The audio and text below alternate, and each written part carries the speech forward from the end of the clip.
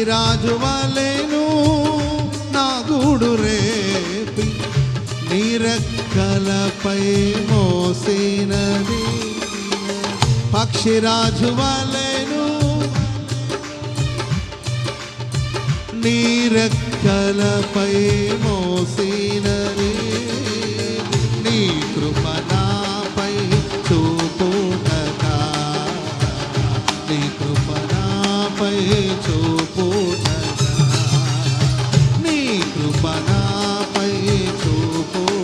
ఓ నీ కృప నాపై చూపుటగా, మరణమున సింపా చేయుటకే నా కృపా సత్య సంపూర్ణుడా.